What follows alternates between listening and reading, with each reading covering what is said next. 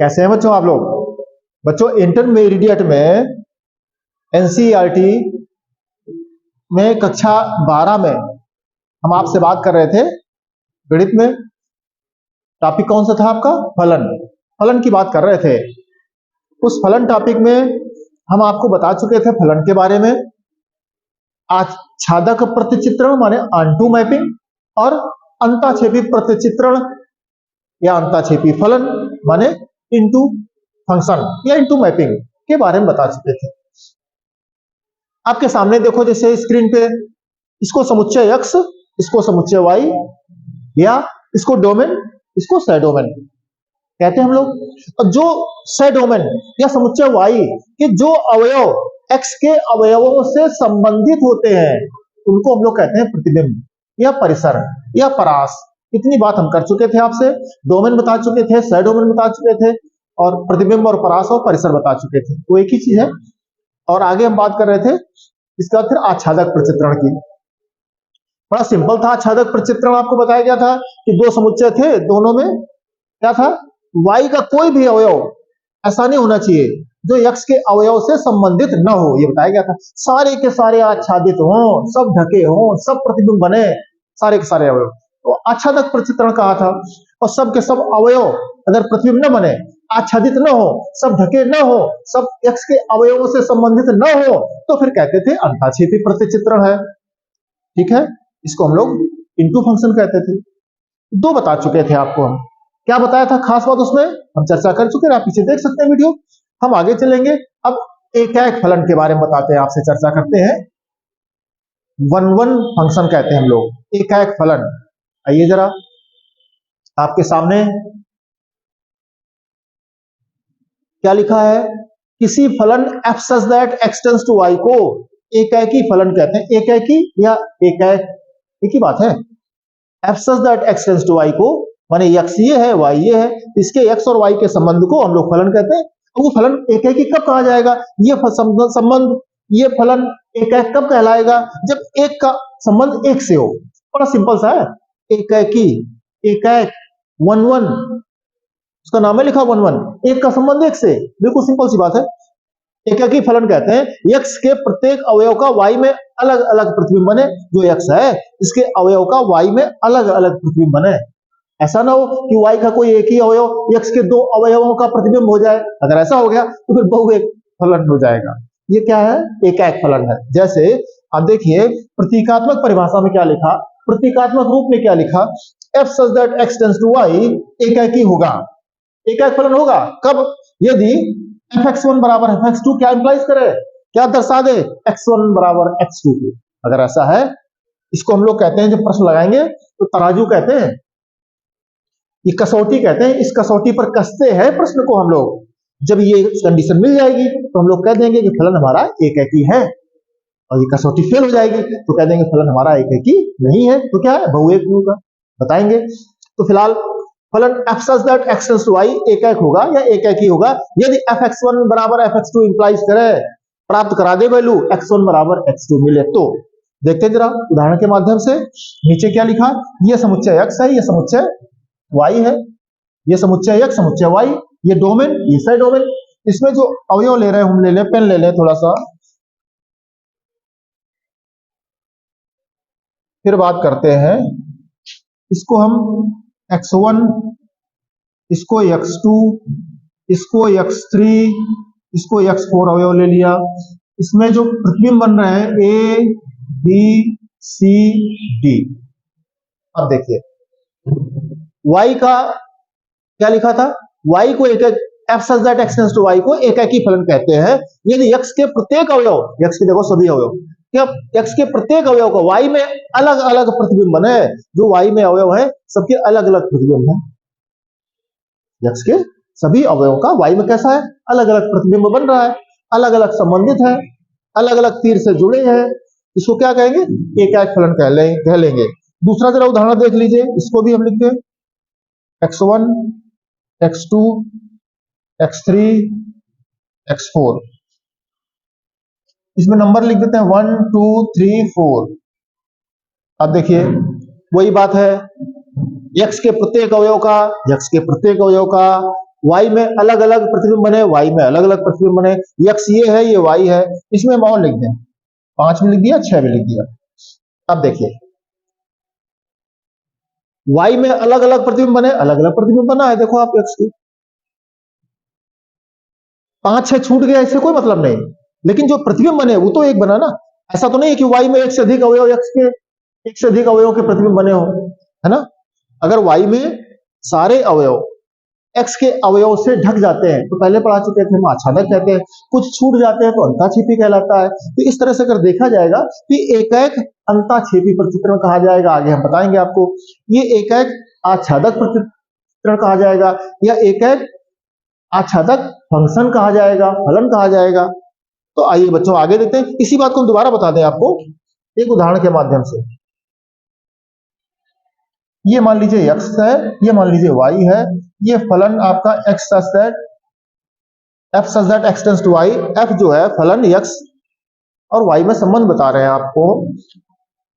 ये x1 ले लिया, ये x2 ले लिया, ये x3 ले लिया, ये x4 ले लिया, इसमें 1 2 3 4 5 6।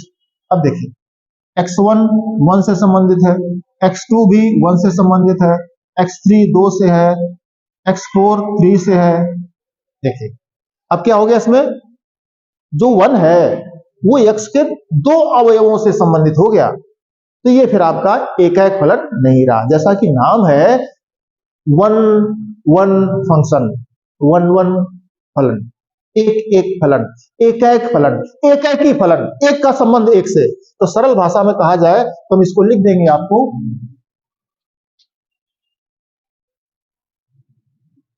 एक का संबंध एक से। अब याद रखिए, हमेशा याद रहेगा, एक का संबंध एक से, बस सिंपल सी बात। एक एक फलन आपको याद हो जाएगा, आप सीख जाओगे।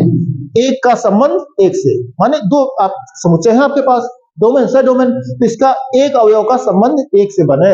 इसमें देखो एक इसका से डोमेन का एक है, उसका एक्स समुच्चय से डोमेन के 2 अवयवों का प्रतिबिंब बन रहा है, x1 का भी है और x2 का भी है। तो कैसा हो गया ये बहुएक हो गया। ये आपका एकाएक फलन नहीं है, हमने क्रॉस कर दिया। ये आपके एकाएक फलन के उदाहरण है। तो एकाएक समझ में आया होगा आपको, हम इसको उदाहरण के माध्यम से और बता देते हैं आपको। चलें अगली स्लाइड पे चलेंगे हम लोग।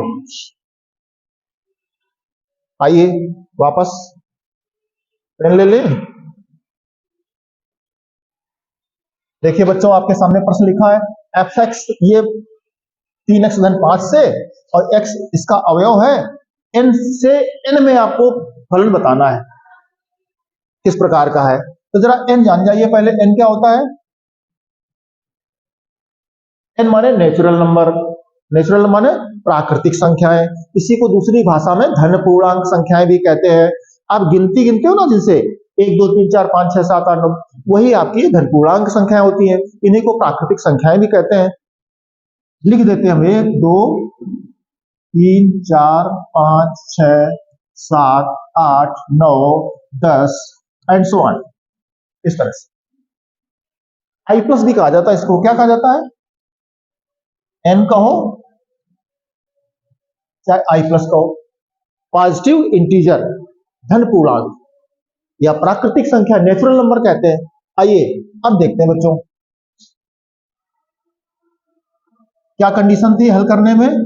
fx1 बराबर fx2, देखिए बच्चों क्या मिलेगा इससे जाकर के fx1। देखिए पहले देख लीजिए जरा, इधर क्या लिखा था आपका, fx बराबर 3x plus 5 x element of n, माने जो x है, जो x की वैल्यू आप रखोगे वो आपका कौन है, n के अवयव हैं। x की जगह कौन रखेंगे, ये n के मान रखेंगे। जरा रख के देख लीजिए, तो रखते हैं, x की जगह 1 रखिए तो क्या मिलेगा, 3 इंटू 1 प्लस 5, तो 3 प्लस 5 इज इक्वल टू 8। और दूसरा रख के देख लीजिए, x की जगह 2 रखिएगा तो 3 इंटू 2 प्लस 5, तो 3 दूनी 6 और ये 5 आपका कितना हो गया, 11 हो गया। इसी प्रकार से और वैल्यू रख के देख लो, 3 रख लो, x की जगह आप रख रहे हो तो ये 3 3 9 5 कितना हो गया, 14 हो गया। और रख के देख लीजिए, कोई वैल्यू रख लो, 4 रख रहे हैं तो 3 इंटू 4 यहां पर रख रहे हैं एक्स की जगह। 3 चौको 12 प्लस 5 17। जरा देख लीजिए, इसको हम सरल भाषा में दिखा दें आपके पास। ये आपका क्या है, एन से एन में बताना है। ये भी नेचुरल नंबर है, ये भी नेचुरल नंबर है। इनके बीच में आपको बताना है फलन किस प्रकार का है। आइए, कौन से मान रखे आपने एक्स का, 1 रखा, 2 रखा, 3 रखा, 4 रखा। एक पर क्या मिला प्रतिबिंब वैल्यू आपको, एक पर मिला 8, तो एक आपका 8 से संबंधित हो गया।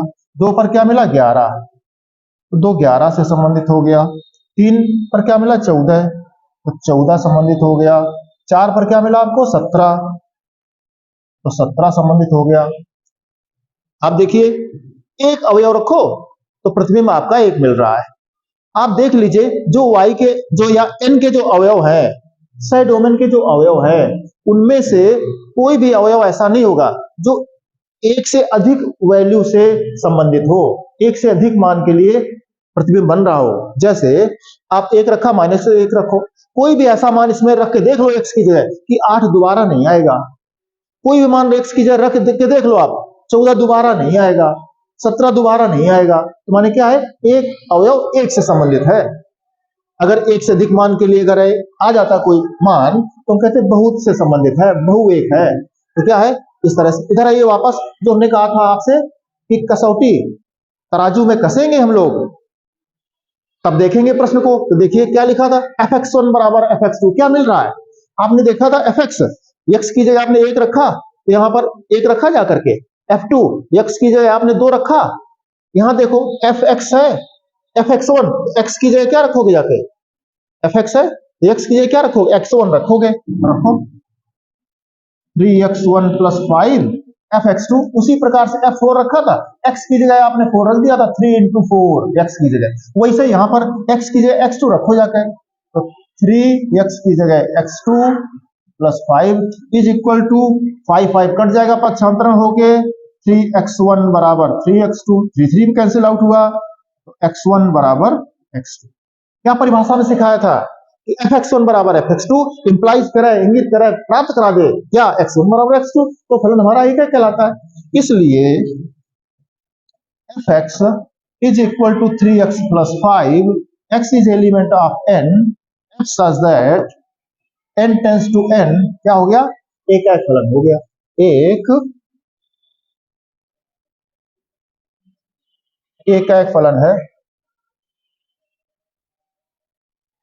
तो बच्चों, हमने आपको क्या बताया, एक फलन के बारे में, एक का संबंध एक से, बस आप इतनी सी बात सीख लो, एक का संबंध एक से अगर है तो एक फलन कहलाएगा। ठीक है, गणित बच्चों बड़ा सरल विषय है। हमेशा हम बच्चों से कहते हैं कि गणित की बात करोगे तो एक पंथ दो काज कहावत बनी है, लेकिन गणित के मामले में एक पंथ तीन काज। कैसे, एक तो गणित पढ़ोगे तो गणित में अच्छे नंबर आएंगे आपके, गणित भी अच्छा हो जाएगा आपका, गणित के साथ साथ फिजिक्स अच्छा हो जाएगा।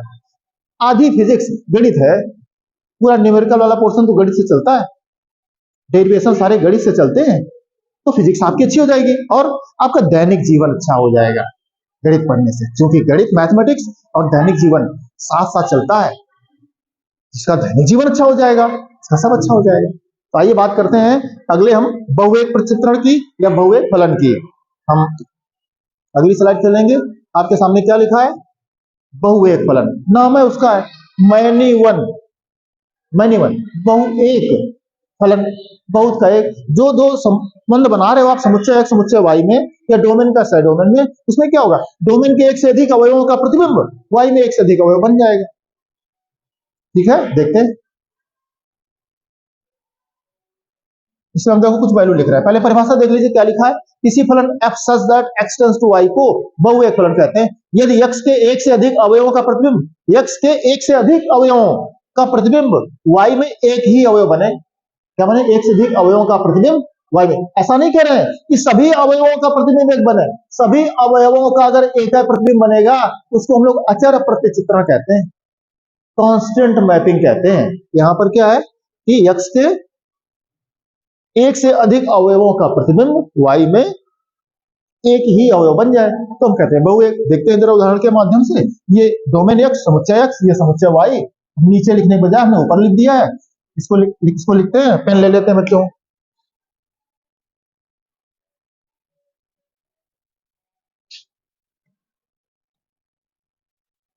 x1, x2, ये x3, ये x4। अब देखिए इसी प्रकार इसमें ले ले, x1, x2, x3, x4, इसको नंबर लिख दिया 1 2 3 4। जरा देखिए y का प्रत्येक अवयव x के अलग अलग अवयवों से संबंधित है, एक फलन है। y का साइड डोमेन का प्रत्येक अवयव x के अलग अलग अवयवों से संबंधित है, प्रतिबिंब है। तो क्या ये भी एक फलन है। हम किसकी बात करें, बहुत x के एक से अधिक अवयवों का, x के एक से अधिक अवयवों का प्रतिबिंब y में एक अवयव बने तो बहुत का एक बने। जैसे इसमें जैसे ये है, एक और लिख दिया हमने x5, अब x5 का भी एक ही प्रतिबिंब बन गया। इसमें देख लो एक और लिख दिया हम x5, x5 का d बन गया। क्या हो गया ये बहुएक। इसमें कोई वैल्यू हम छोड़ भी सकते हैं। अब देखिए y के जो अवयव है, y के जो अवयव है आपके सामने, माने सह डोमेन के जो अवयव है वो डोमेन के अवयवों से कैसे एक से अधिक अवयव से संबंधित हो गया। कौन सा, डी आपका डोमेन के दो अवयवों से संबंधित है, एक है x5 से, एक है x4 से। मतलब डी आपका x5 का भी प्रतिबिंब है और x4 का भी प्रतिबिंब है। तो क्या कह देंगे, बहुएक। यही बात यहां पर है, 1 जो है x5 का भी प्रतिबिंब है और x1 का भी प्रतिबिंब है। इस बात को हम क्या कर रहे थे, प्रतीकात्मक भाषा में कहा गया था f such that x tends to y एक बहुएक फलन होगा। कब होगा, यदि fx1 बराबर fx2 implies that x1 is not equal to x2। वहां पर क्या था, एक में बराबर मिले x1 बराबर x2, यहां पर क्या है x1 is not equal to x2, यहां पर नॉट इक्वल टू x2 होगा तो हमारा होगा बहुएक। वहां क्या था, एक। तो हम फलन की बात कर रहे हैं आपके सामने उदाहरण के माध्यम से, तो आप चित्र के माध्यम से देख सकते हो कि इसमें एक का संबंध एक से नहीं है, एक से अधिक का संबंध एक से। तो क्या कहेंगे, बहुएक प्रचित्रण कहेंगे, बहुएक फलन कहेंगे, मैनी वन फंक्शन कहेंगे। ये परिभाषा आपको कसौटी जिसको हम कहते हैं तराजू, हम तौलेंगे प्रश्न को, इस पे खरा उतरेगा तो हम कह देंगे बहुएक। बड़ा सरल सा प्रश्न है, हम आगे चलेंगे।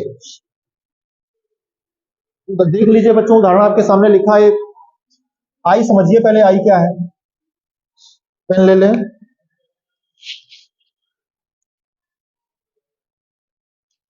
पहले आई समझ लीजिए क्या है। आई माने इंटीजर है आपका, पूर्णांक संख्या है। आई पर प्लस लगा देंगे तो पॉजिटिव, माइनस लगा देंगे तो नेगेटिव। और आई क्या है, इंटीजर, पूर्णांक। पूर्णांक में धन पूर्णांक भी होगा, ऋण पूर्णांक भी होगा और जीरो भी होगा।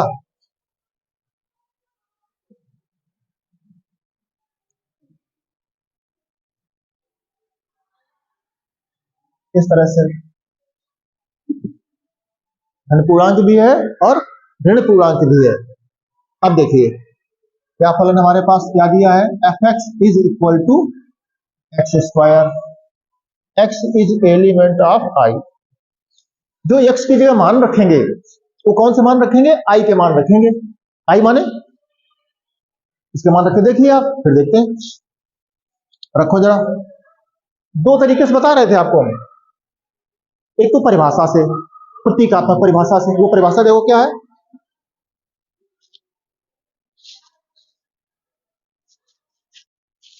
fx1 बराबर fx2 इंप्लाइज दैट, क्या मिलेगा, x की जगह क्या रखोगे, x1 रखो जाके, fx2 x की जगह क्या रखोगे, x2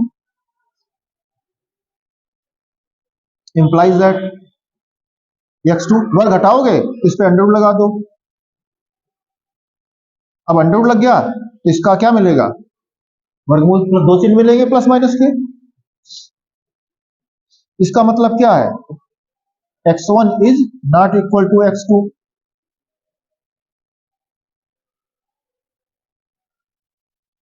x1 is not equal to x2, यहां आप समझ लीजिए।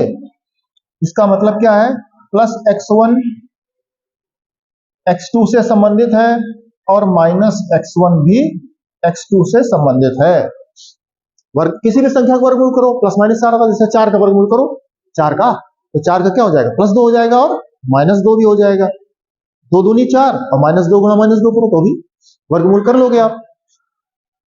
तो इसका वर्गमूल जब किया, यहां पर बच्चों एक बात समझनी है आपको कि ये बराबर से संबंध नहीं है, इसका संबंध केवल ये है कि संबंधित किससे है, x1 सीधे x2 से संबंधित है या एक से अधिक वैल्यू से संबंधित है।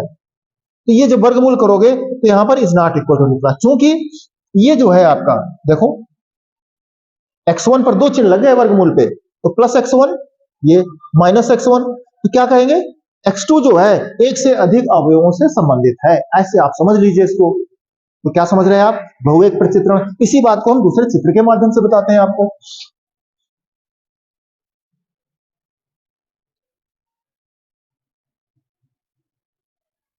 मान रख लीजिए कुछ यक्स की जरा रखो, ये रखो कौन मान, आई के रखोगे, आई माने ये, तो रखो जरा -1 रखो,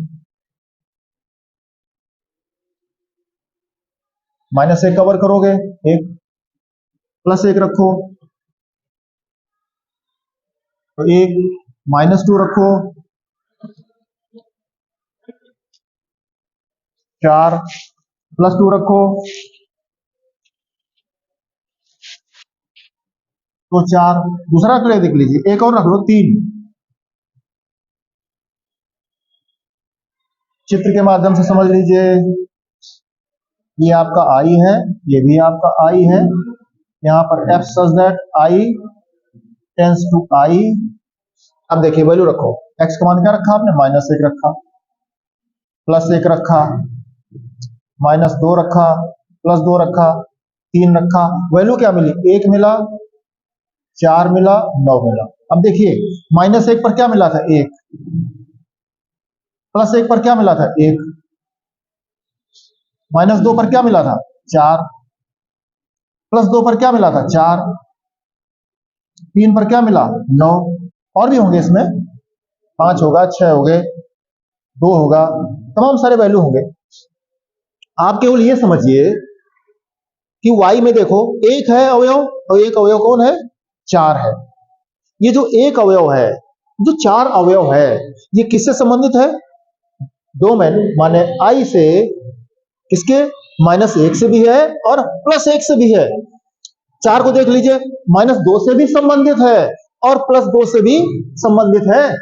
इसका मतलब क्या है, वही जो बात करते हैं बहुएक, उसका अवयव एक से अधिक अवयवों से संबंधित है।